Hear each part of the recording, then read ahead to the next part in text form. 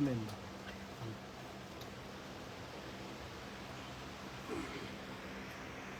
Imini sabatha ibenhle wabangcwele. Sizovula ngestabelelo 180 inkosi busekhaya.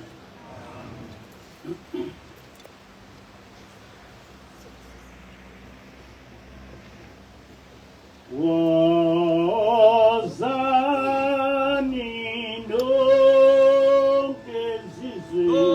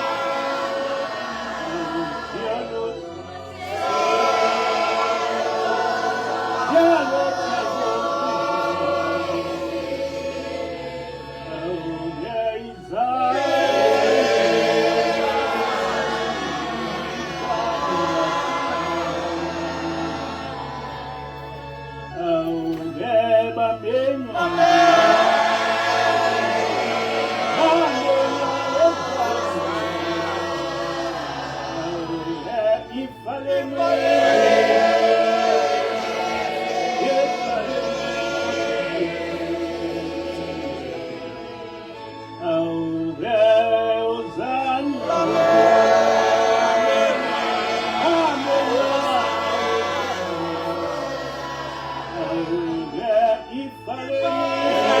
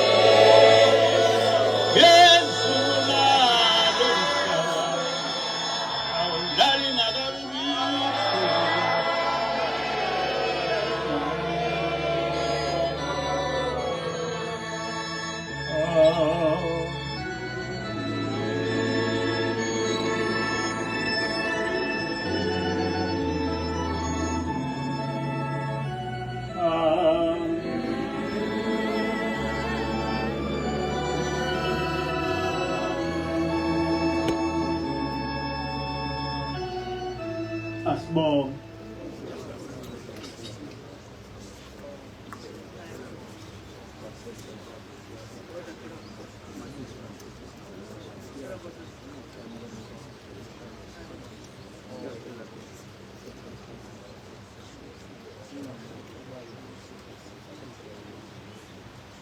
Amen.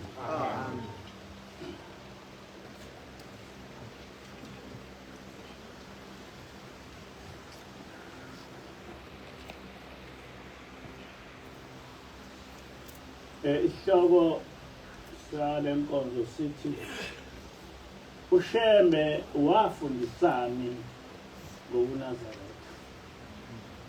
uShembe wafundisani ngokuNazaretha.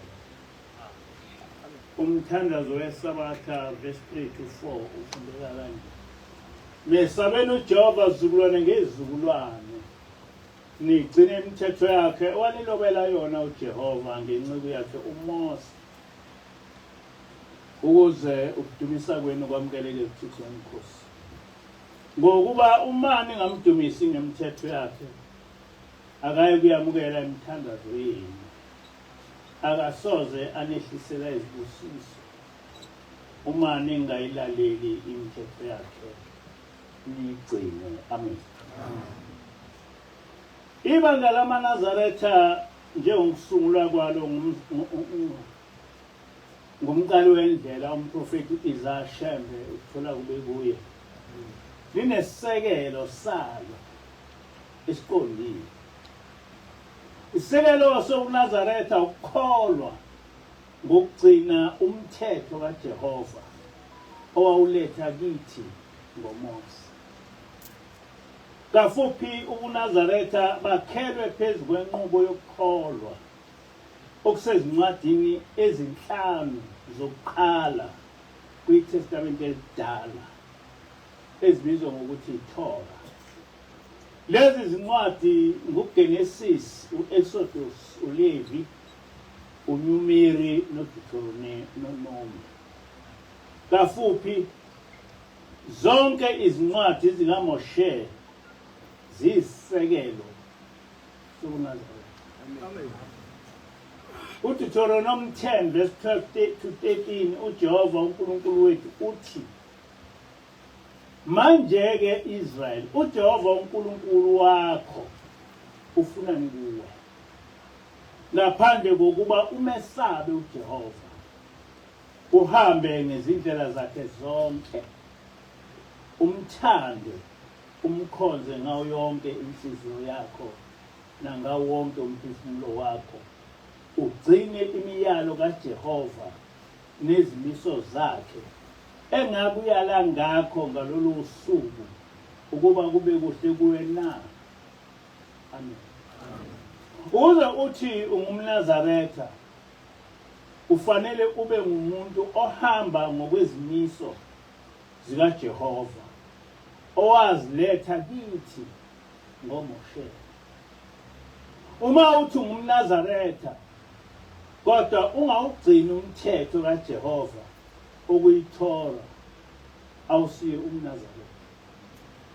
Ngaleyo ndlela-ke kubalekile ukuthi njengebandla elinike ukuqondisa umthetho kaJehova sifundise kabanzi ngenqubo yokukholwa kwebandla likaJehova uNkulunkulu wethu elifike kulesi sikhathi samanje lavuselelwa ngubaba omkhulu. Ngikholwa ukuthi kulesi sikhathi sanamuhla alikho ibandla engilaziyo elinenqubo yokukholwa efana nobuNazaretha njengoba kwalethwa kithi ngumprofeti Isaiah uthula kuwe. Kodwa sesikushilo lokho, abantu abafisa ukuba ngamaNazaretha kumele baqonde ukuthi noma sonke ngegama sisakhuluma ngamaNazaretha, kodwa sekunebandla elingamaNazaretha ngegama, kodwa elingasaqhubi ngokwenqubo yobuNazaretha. Kusukela kubaba mkhulu ubuNazaretha kwakuyinkolo eyodwa eyayiholwa ngumholi oyedwa kwaze kwaba nguShembe wesibili inkosi iLanga. Emva kwenkosi iLanga leli bandla lehlukana kabili, kwaba libandla lasebuhleni elaliholwa ngumfowabo wenkosi iLanga, inyanga yezulu, nebandla lasephakameni elaliholwa indodana yenkosi iLanga, njengamanje eliholwa ngumzukulu wayo inkosi iLanga. Ekuhambeni kwenyanga yezulu ibandla lasebuhleni laholwa indodana yalo uThimi, kwathi emva kwayo laseliholwa ngumzukulu wayo inyanga yezulu. Inqubo yokukholwa kwalamabandla esingathi amabandla kwaShembe ayisafani nale eyayiholwa ngumprofeti Isaiah ukuthula kuwe. Ufakazi bokuthi umprofeti imfundisonkolo yakhe yayihamba kanjani ucaciswe kahle encwadini ebizwa ngokuthi Izihlabelelo zamaNazaretha. uShembe wayefundisa ngoNkulunkulu oyedwa ogama lakhe nguJehova, kanti lamabandla iningi lawo selifundisa ukuthi uNkulunkulu nguye uShembe. Yilowo umehluko omkhulu phakathi kwamabandla kwaShembe neMCP, ngoba imfundiso yokukholwa ukukhipha uJehova nemithetho yakhe esayinikwa nguMoshe iphambene nobuNazaretha. Ngo-2010 ithi kwafika ingelosi yathi thunywe inkosi ilanga uthi asiphume kulamabandla awashembe bese simakhela ibandla kulo esizofundisa abantu indlela eyiyo yokukhonza uJehova.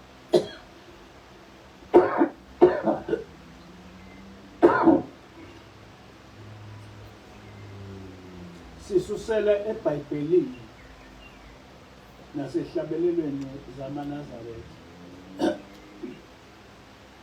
Ilowo mehluko omkhulu nocacile phakathi kwamabandla isibongo sakwaShembe angaphansi kweNazareth Baptist Church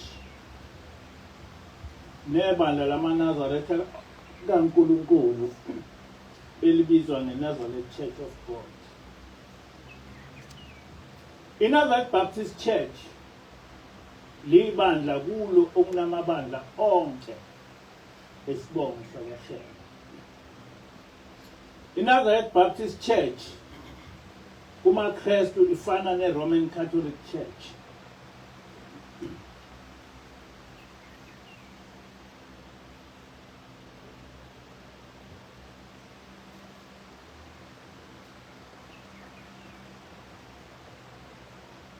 INazareth Baptist Church kumaKristu ifana neRoman Catholic Church. INazareth Church of God kumaKristu ifana neLutheran Church. ILutheran Church neCatholic Church namabandla ehlukene kodwa alandela inkolo eyodwa enomholi oyedwa okunguJesu Kristu. INazareth Baptist Church neNazareth Church of God ngamabandla ehlukene kodwa alandela inkolo eyodwa ubuNazaretha ngaphansi komholi oyedwa umprofeti uZachariah. Amen. INazareth Church of God yaphuma kwiNazareth Baptist Church kodwa omabili lamabandla ahlangana kumprofeti oyedwa uIsaiah Shembe ongumsunguli wenkolo yokuNazaretha. Amen. Ngokomlando asikho isikhathi lapho umprofeti Isaiah Shembe owake wasungula khona ibandla lamaNazaretha njengenkolo noma njengebandla. uShembe wayehamba iphilisa abantu ngezindlela eziningi, abuye ashumayele izwi lenkosi kuthi abantu asebephendukile bese ebahambisa emabandleni aseduze okwakuze imishini. Izimishini zabe sezibenqaba abantu abaphendulwe nguShembe, bethi uShembe unomhlungulo ofungula abantu ngawo. Abalandeli bakaShembe babe sebelandela yena noma phi lapho ekhona, belala naye ezintabeni. Laba balandeli bakhe uShembe wabe esebabiza ngokuthi ngamaNazaretha, kwagcina sekunebandla lamaNazaretha. Kufanele konde kahle ukuthi uShembe akaze ebe nosuku nje lapho akwathi usungula khona ibandla lamaNazaretha. Abantu ababemlandela ngisentabeni wayesebabiza ukuthi amaNazaretha. Ihlabelelo sokuqala sisikhumbuza izinhlupheko zokuqala uShembe esungula leli bandla. Lesi sihlabelelo sithi Nkosi sikelela ubaba noma ezule ezintabeni engenayo indawo yakhe elala emahlathini. Nkosi sikelela ubaba wena uyihlangu sakhe noma ezula ezintabeni elala emahlathini. Wena uyisihlangu sakhe noma ezula ezintabeni engenayo indawo yakhe elala emahlathini. Ngomthandazo wezingane uJehova wasilalela sizula ezintabeni silala emahlathini. Zijabhile namhla izitha zethu ezahlekisa ngathi sisazula ezintabeni silala emahlathini. Nanamuhla Nkosi makube njalo mazijabhe izitha zethu ezahlekisa ngathi sisalala emahlathini. Nanamhla Nkosi usenguwe owawuchitha izitha zethu sisazula ezintabeni silala emahlathini. Lesi sihlabelelo isona sihlabelelo esichaza umsuka walenkolo kuNazaretha. Isa kholo baba mkhulu ehambelana namaNazaretha ey'ntabeni ungekho umuzi. Ubaba mkhulu lokhu wafika umuzi wazo waqalwa wakhiwa ngo-1914. Lonke leli hubo likhuluma ngendaba kaShembe eqala ukusungula ibandla lamaNazaretha, ehlupheka ehamba elala ezintabeni nabalandeli bakhe. Bonke abalandeli bakhe wababiza ngokuthi ngamaNazaretha, ehamba elala evuka nabo kuthiwa uwuhlanya noma izimishini zazithi uheha abantu ngobhulazabhuli inkosi yamadimoni, besho ngendlela awayiphilisa ngayo abantu.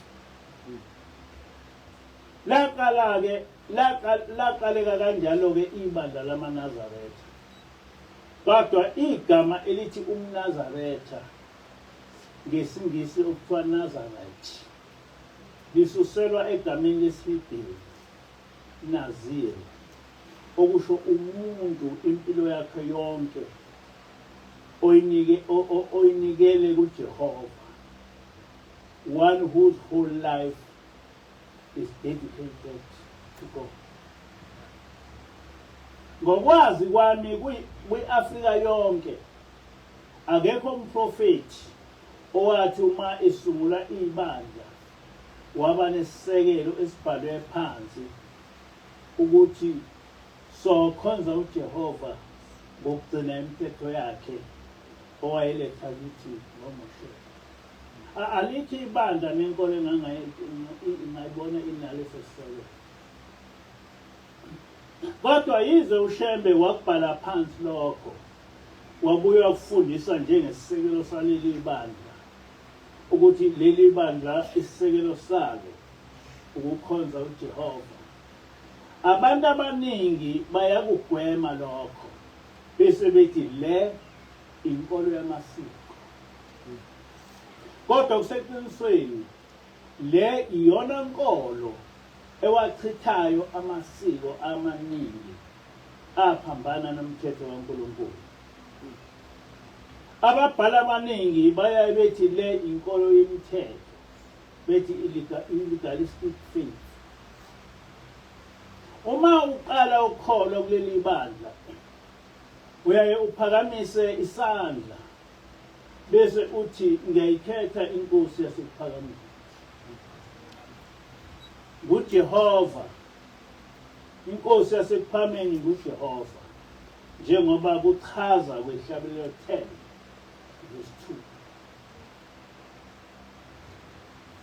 Sisaphoqa uhulumeni wabamhlophe ukuthi konke ukukholwa kwethu kuhambisane nobuKristu, njengoba sasingaphansi kobuKristu. Sasibhabhadisa egameni likayise nelendodana nelikamoya ongcwele. Kodwa sesikhululekile, ingilosi yafike yasenqabela ukubhajadiswa emagameni amathathu. Yathi enkolweni kaMoshe le esingaphansi kwayo ayikho into engamagama amathathu, kodwa uMoshe wafundisa ngoJehova kuphela oyinkosi. Amen.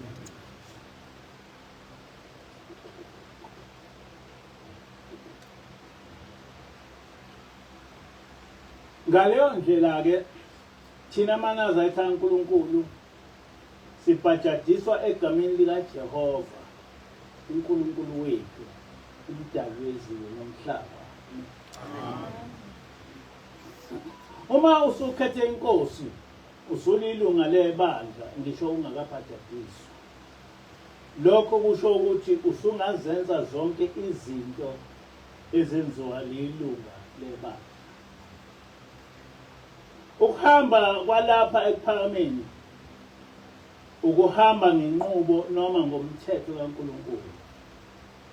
Yonke into yakhona ihamba ngomthetho kaJehova. Sonke uma singena enkonzweni umuntu uyaguqa bese ethi Nkosi ngena nami kule ndawo yakho engcwele. Abantu kufanele bekwazi ukuthi bona umuntu webhuka ethatha isikhathi eside ungasathi ukuthi ungasasebenza. Bese uhlala phansi uthoba. Nje ngena nami Nkosi. Awubangwa umsindo uma usenkonzweni. UmNazaretha akavunyelwe ukuba nomoya ebandleni lamaNazaretha. Kuverse 31 womthandazo wokulala uShembe uthi ekukhulekeni kwakho uyendlale kahle inhliziyo yakho, ungakhuleki nje ngomlomo ungazi ukuthi uthini futhi ungazi ukuthi ukhuluma ngani. Khuleka ngokwesaba uNkulunkulu wakho. Amen. Umuntu onomoya isikhathi esiningi uma esevukwe umoya akakwazi ukuzilawula. Yikho noma ethandaza ethatha isikhathi eside. Kanti kuleli bandla awukwazi ukuqhubeka nokuthandaza sekuthule abanye abantu. Futhi awuqhubeki nokuthandaza ongaphezulu kwakho ngesikhundla senkonzo esethule. Niyakwazi nokho. Amen. Awuthandazi ukhala. Uma uthi uyathandaza bese uyakhala, uyeke ukuthandaza ngoba uNkulunkulu akathele ngizindisi. Niyakwazi lokho. Leli bandla umuntu akathandaza ekhaya. Enkonzweni kwembathwa ingubo yesonto ebizwa ngokuthi umNazaretha. UmNazaretha uyingubo engcwele nokumele iphathwe ngenhlonipho. UmNazaretha ugqokwa enkonzweni kuphela. Uma ungasekho enkonzweni uyawukhulula. Awubekwa ngaphansi kwenye into. Ubeka ngaphezulu kube yiBhayibheli bese kugcina isihlabelelo. Niyakuzwa lokho? Amen. Ngisiza njalo abasanda khona. Uma uya ngasese uyawukhumula. Awuzikhululi ufake ingubo emhlophe. Kuliphutha ukufaka ingubo emhlophe ezinkantolo nasesidaladeni. Ebandleni lamaNazaretha kaNkulunkulu ingilosi yasenqabela ukuthi sihambe sihlobe ngamafoto. Noma iniphi ifoto kumele lifakwe engutsheni yesonto kuphela. Amen. Njengengubo yokusonta umNazaretha imvunulo ifakwa uma usemgidini kuphela. Yathi ingilosi uma ubonakala uthatha imvunulo noma lihawu kumbe noma iyiphi ingubo yomgidi, ezulwini kuyaye kukhishwe ingilosi ukuba ihambe nawe, ngoba kwaziwa ukuthi ngemvunulo uyodumisa uNkulunkulu. Uma ngemvunulo usubonakala wenza enye into engaseyikho ukudumisa uJehova, ingilosi ibhalisa. Kulicala elibi ukusebenzisa imvunulo emcimbini ongasiwo umkhosi kaJehova. Awukwazi ukufaka imvunulo emcimbini yasemhlabeni noma lokho kwenziwa nguwe noma ngomunye umuntu. Ngamanye amazwi awukwazi ukutshelekisa nemvunulo. Awukwazi ukuthatha ihawu noma isho noma ishoba noma yini eyimvunulo yomgidi kusonika umuntu ukuthi avuke.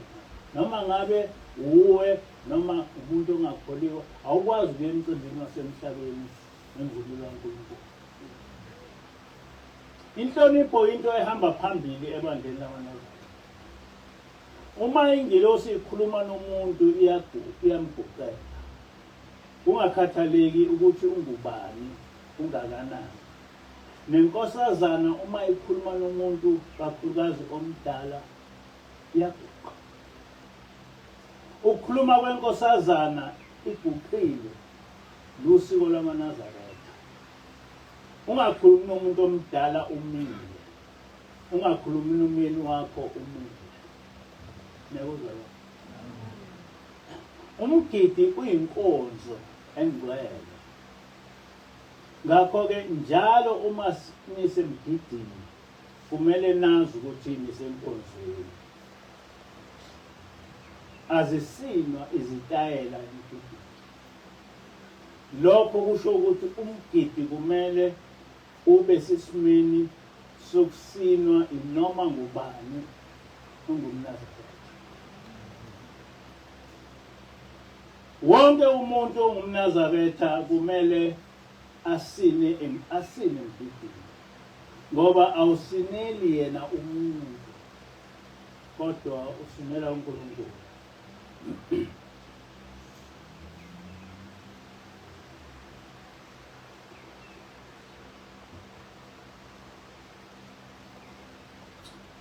Ezulwini uhlatshanezwa ngomgidi. Nawe uza ngokusina.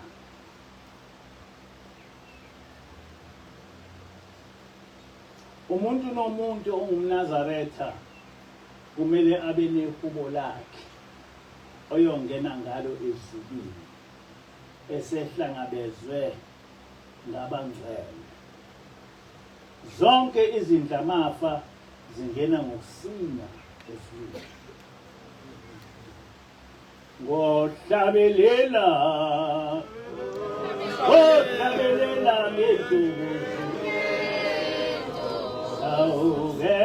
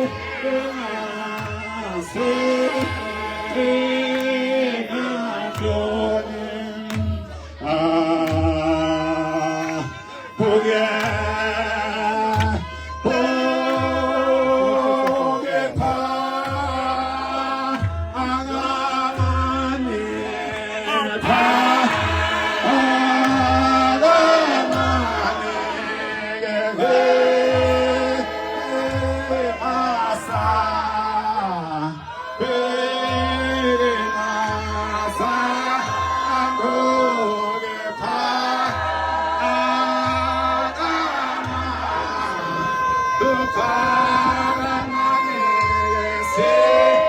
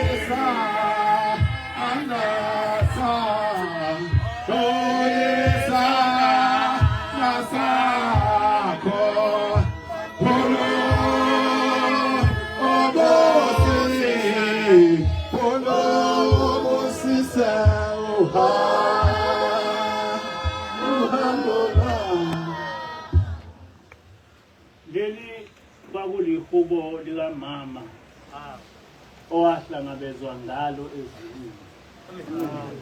Mhla ka-1 July 1981 ekuseni kwafika izithunywa zasezulwini, amakhosikazi ka-14 evunulo, athi akageze agqoke ngoba emini bazobuya bezomlanda.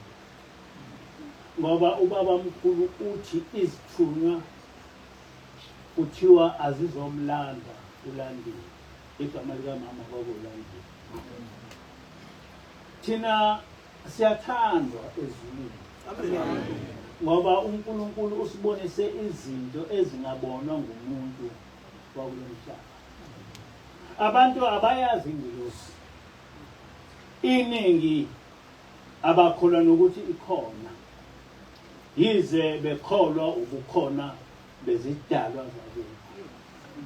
Kodwa kithi ingelosi ihlala nathi, siyayibona ingelosi ihlabelela isina phambi kwethu. Lezi sithunywa zasezulwini zafika kubaba mkhulu, namuhla ingelosi ifikisa amahubo kithi, isine nathi. Lapho ingelosi isina noma ihlabelela, ivunyelwa ngabasemoyeni, singalela ukhale izigubhu zasezulwini sisemhlabeni. Bantwana basekuphakameni, ayikho into ekhulula umoya njengokuhlala noNkulunkulu uselapha emhlabeni, ngoba uhlale uhalela izwi, into abantu abayisaba kakhulu. Uyabona uma uke wabona ingilosi ihlabelela, wabona ingilosi isina, ayikho into yasemhlabeni obuye uyifise. Ngoba ima ingilosi ihlabelela, ivunyelwa abantu basezulwini ungababoni. Uma ingilosi isina phambi kwethu, uzwa isigubhu ezulwini, ihlabelela, isina, ishumayela, ayikho into efana nayo. Ingqondo yakho iyasuka lapha emhlabeni. Njoba siyilapha nje thina, angazi noma enononkeni, asiphile impilo yalapha emhlabeni. Ayikho into mina yala emhlabeni enginendaba nayo. La emhlabeni ngithanda nje ngoba ngibheke mina nabantwana bami, that's all. ngale kwalokho ayikho into yasemhlabeni engiyifisayo ngoba uma uhlala nemuntu wasezulwini ayikho into yasemhlabeni oyifisayo ngoba ayikho into yasemhlabeni efana nento yasezulwini ayikho. Manje nake yikho ngithi sinenhlanhla thina angekho umuntu wala emhlabeni kulesi sikhathi onayo. Uma usina kumele uhlale usina ngomNazaretha. Umthetho waleli bandla ukuthi uma usina ngomNazaretha. Amen. Ngisho kusemshadweni kumele kusinwe ngomNazaretha. Asiqhudelani ngokusina. Ngisho kunomshado. Thina siba nawo umshado lapho esiqhudelana khona ngokusina. Ngoba ukusina kukaNkulunkulu. Noma kusemshadweni noma kusemgidini thina la sifundiswa ukuthi ukusina ngokaNkulunkulu. Ngoba sisina ngehlabelelo zikaNkulunkulu. Nomgidi lesosina ngokaNkulunkulu akuwona la emhlabeni. Ngakho-ke awukwazi ukuthi uqhudelane ngomgidi. Awukwazi ukuthi usinwe ngelokhuza ngengubo yakho emgidini. Awuvumelekile ukuba uthi uma usina ugoqe uMnazaretha. Abanye abafana basina begoqe uMnazaretha. Kanti inkosi ilanga iyababona. Yabaxosha mfethu. Yathi abawuphumule uMnazaretha. Ngoba kusobala ukuthi abawufuni. Akusinwa lapha ngomNazaretha ugoqile. Akwenziwa lokho. Ngoba awusineli wona umuntu. Usinela uNkulunkulu. Uma usinela uNkulunkulu kufanele ukuthi ukusina kwakho usine ngomNazaretha ungashayi itayela. Lapha ekholweni awuthi uma usina ushaye itayela ubhuquze phansi wenze yonke into ufaka amaduku elokhuzini enyaweni. Ayenziwa loo nto leliba.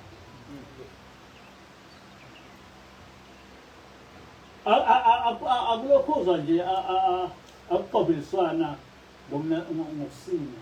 Akuqopheliswana ngokuhlabelela. Yonke into yala ekhaya iyahlonishwa ngoba sihleli noNkulunkulu njengoba silapha nje sihleli noNkulunkulu. Amen. Bonke abantu basezulwini bala esontweni bagcwele yonke le ndawo kodwa ngibaboni. Kodwa manje ngenzi khona bahamba. Kanjalo emgidini awusini ngehawu elikhulu njengelasodwendwe. Sina ngehawu lomgidi. Ubaba ilanga wamxosha emgidini umuntu owayesina ngehawu lasodwendwe. Sengihamba bona nje abantu besina ngamahawu amakhulu ngisho abaphathi. Besina ngamahawu elokhuza odwendwe emgidini. Akwenziwa lokho.